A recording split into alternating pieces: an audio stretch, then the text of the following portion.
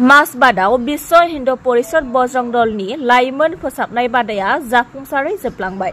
विश्व हिन्दू परिषद बजरंग दलनि दैदेननायाव उदालगुरि जिल्लानि मासबादाव लाइमोन फोसाबनाय बादा खुंनाय जादोंमोन।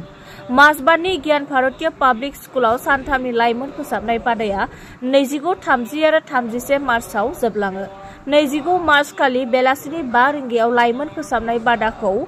मासबादनि समाज सिबियारि प्रनेश शर्मा आरो सासे गागि नोगोरारि दादान मोहन त्रिपाठीआ बेखेवदोंमोन। विश्व हिन्दू परिषदनि उदालगुरि जिल्ला कमिटिनि लेङाइ आफादगिरि श्री प्रसाद शर्मा आरो उदालगुरि जिल्ला बजरंग दलनि कर्डिनेटर दीपेन बसुमतारीआ हाबाफारिखौ सामलायो।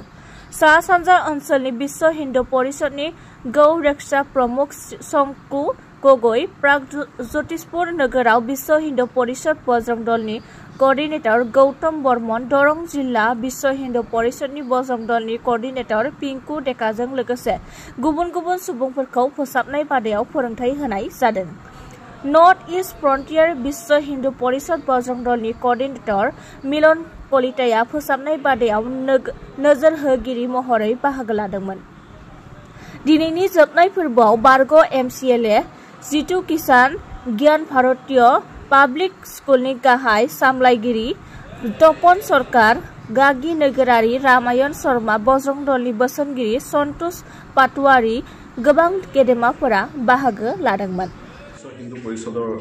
उद्योगत आमार जी बजरंग दल আছে बजरंग दलर उद्योगत आमार मासबाटर ज्ञान भारती पाब्लिक स्कुলত जुआ 29, 30 और 31 तारिख এই 3 दिन ধৰি পেলাই আমাৰ যুৱ সংস্কাৰ শিবিৰ অনুষ্ঠিত হৈছে আৰু আজি তাৰ সমাপন দিৱস। গতিকে এই যুৱ সংস্কাৰৰ দ্বাৰা আমি ভাৰতীয় সংস্কৃতিৰ দ্বাৰা আমাৰ যাতে আমাৰ যি যুৱ সমাজ উঠি আহিছে এই যুৱ সমাজে ভাৰতীয় সংস্কৃতি, ভাৰতীয় জ্ঞান,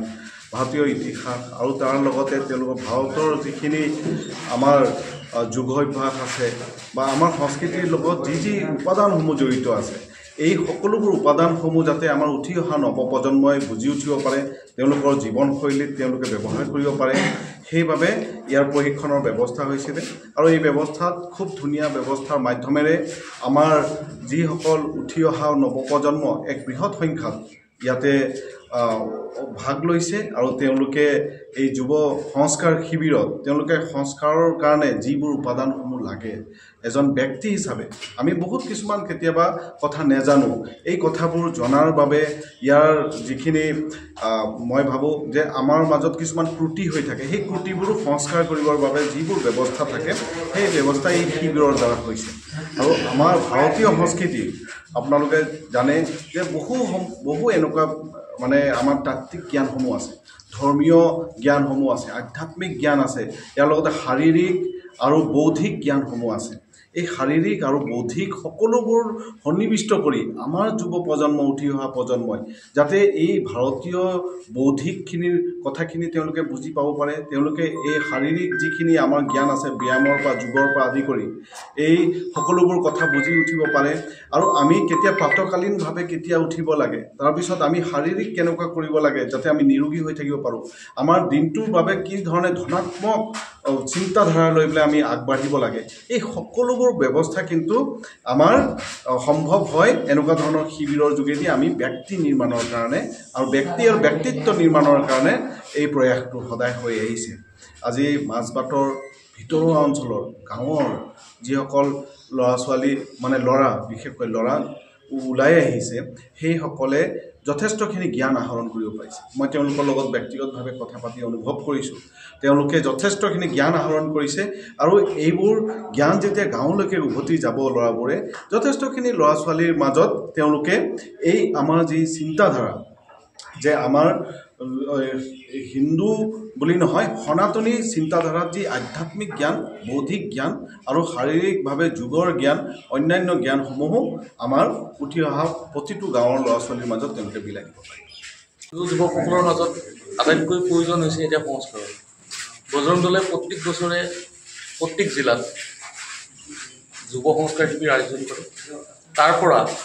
নিৰ্বাচিত শিক্ষাৰ্থীসকলক প্ৰান্তীয় স্তৰত আমি সংস্কাৰৰ শিবিৰৰ কাৰণে লৈ যাওঁ। সেই কাৰ্যসূচীৰ অংশ হিচাপে আমি ওদালগুৰি জিলাতো এই কাৰ্যসূচীটো অনুষ্ঠিত কৰিলোঁ। সফল সমাপ্তি ঘটিল। যিখিনি শিক্ষাৰ্থীয়ে অংশগ্ৰহণ কৰিলে এই শিক্ষাৰ্থীসকলৰ জীৱনটো পৰিপাটি হওক সমাজৰ যিবিলাক বৰবিহ আছে ড্ৰাগছ আদিৰ প্ৰতি আকৰ্ষিত নহওক তেওঁলোকে নিয়মিত শৰীৰ চৰ্চা কৰক তেওঁলোকে দেশ সংস্কৃতিৰ কথা ভাবক সেই উদ্দেশ্য আগত ৰাখি আমি এই প্ৰশিক্ষণ কাৰ্যসূচী অনুষ্ঠিত কৰিলোঁ এনেকৈ অসমৰ প্ৰত্যেক জিলাতেই হ'ব বৰপেটাৰ অলৰেডি হৈ গ'ল দৰঙত হ'ব ওদালগুৰিত হৈ গ'ল সমাপ্ত হ'ল আৰু আমাৰ অসমৰ প্ৰত্যেক জিলাতে এই কাৰ্যসূচী হ'ব মেছেজ এইটোৱে যে দেশৰ প্ৰতি সচেতন হওক নিজৰ ধৰ্মৰ প্ৰতি সচেতন হওক আমি যেনেকৈ সংখ্যালঘু হৈ গৈ আছোঁ আমাৰ যেনেকৈ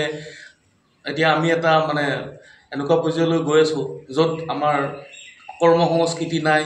আমাৰ নিজৰ ধৰ্মৰ প্ৰতি কোনো ধৰণৰ আকৰ্ষণ নাই আমাৰ দেশৰ প্ৰতি কোনো সন্মান নাই এই ভাৱধাৰাৰ পৰা মুক্ত হৈ ৰাষ্ট্ৰবাদী চিন্তাৰে ধৰ্মৰ প্ৰতি সন্মান ৰাখি জীৱনত সুসংগঠিত হৈ আগবাঢ়ক এই বাৰ্তাটোৱে সমাজলৈ দিব বিচাৰিছোঁ মাছবাণীফাই যতীন নাথনি ৰিপৰ্ট NBT লাইভ